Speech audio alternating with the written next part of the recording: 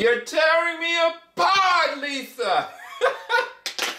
What's going on out there, YouTube? This is SCL0320 representing JVS. So I'm back here again for another review. This is for the movie The Disaster Artist that was actually directed by, starring James Franco. Now, the movie centers around the movie that was created by this actor by the name of Tommy Wiseau and his close friend, I forget, Tommy and, what is his name? Man, I totally forgot. Greg, what is his last name, though?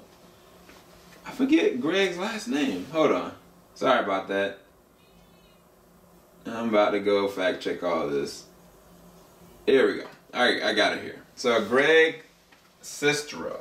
Greg Sestero, Tommy Wiseau, they created a movie named The Room, 2003. And the movie has become this cult classic, but the reality is it's one of the worst movies of all time. I personally was not interested in looking at Disaster Artist based on, you know, how many times I've looked on YouTube and looked at scenes from this movie and been like, what the heck? And laughed at it and kind of been like, what the heck am I watching right now?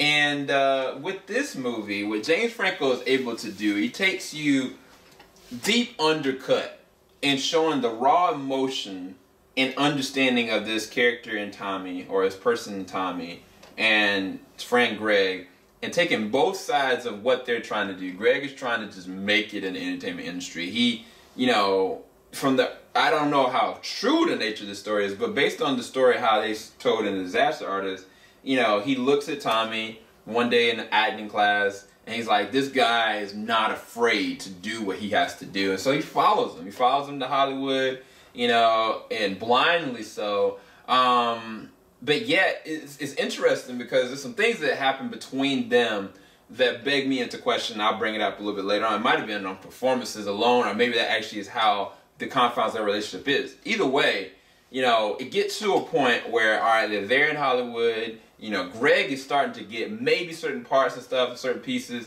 And then Tommy is just not, like, people are just like, no, no, no, no, no. And Greg tells him, like, look, let's just make the movie that you want to make. Let's just make it. And so, out of nowhere, Tommy comes up with the money, comes up with the resources, and he's like, let's make a movie. The problem is that Tommy, based on, you know, his, I guess, European accent, and I guess, like, you know, the way that he processes things and does things, it's just an unconventional way of acting that did not work for this movie or anything else he's actually working with. But he sticks to his guns on what he's trying to be and do. And this is where James Franco shines. This probably is one of the best character acted driven roles this year, because looking back at the scenes that I looked at before this movie and the very end of the movie and towards where they shoot a shot for shot of The Room, dude, James Franco commits to every single scene amazingly. Like, it's like from the mannerisms to the wording to the treatment of the way that, you know, Tommy processed everything. It was like James Franco was not James Franco. James Franco was this character. He lived into this character. He's gonna definitely get a nomination because just on his performance alone, the movie could get nominated, but he might win.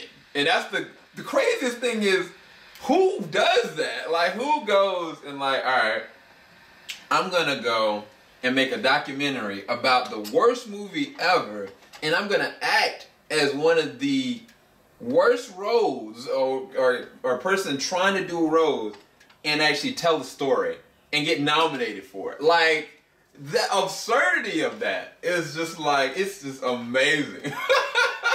It's amazing the more I think about it. And the fact is that he brought his younger brother in, Dave Franco. Dave does a really good job of playing Greg. But it's all James Franco, man. Like, they bring some really interesting comedic actors in this one, which I really appreciated because they all are really good friends from based on the way I've looked at it. They bring in Seth Rogen. I was really surprised Paul Scheer was in this one. He does actually a good job in this movie. I thought he was just like for comedic relief, but he actually does a good job in this movie, surprisingly. They brought in Zac Efron and Josh Hutcherson. Kind of the pretty boys of like the acting nowadays, but I mean they're still very strong actors. Like Bridge Terabithia and Josh Hutcherson, he stole me with, and Charlie St. Cloud, Zac Efron can definitely act, and it was just interesting to see them in these roles. But I think that as a film, the movie is very ambitious. It tries to bring you to this understanding of, you got this man, you don't know anything about him, and everything else around him, like he tries to elevate, but he doesn't, but yet at the same time, he still did. And it's just interesting to see how he interacted and did stuff, man. It was really sad at a certain point. At a certain point, like, when they got to the moment of the premiere, like, I mean, it was definitely a sad moment at a certain point, but when people were looking at the film, and you seeing James Franco's reaction to how they're looking at his film, like, I was like, I swear there was a couple times I was like, yo, James is, like, balling right now. Like, I think that's the thing where the moments that you cannot predict is where James Franco shines as this role of Tommy. And it's just more interesting to be engaged into the character and the person that actually did it, because I went back and tried to find some research on Tommy, and heck, him and Greg are still making movies. I think they're making a movie now called Best Friends. Got like a 7.5 rating on IMDb. I have no idea what the movie's about. I looked at the trailer and I still don't know what it's about. I still don't know what The Room really was about. But it was a very good film. What do I rate this? 8.5 out of 10. I think that if I rated it just on James Franco's acting and his ability to be able to act, I mean, it would be a 10. But as far as the movie as a whole, I think that, you know, as much as I love Dave Franco, I thought he did a really good job. I mean, they could have easily gotten somebody else to go into that role. I think the other ones that actually did shine was actually Seth Rogen and Paul Scheer, believe it or not. But I think that James Franco, this is his magnum opus as far as his acting is concerned. He definitely dove straight in, and I got to give credit where credit is due. But hopefully y'all enjoyed this review, though. Keep it locked. JVS, we ain't going to stop. Oh, hi, Greg. Bye. Bye, guys. Very nice.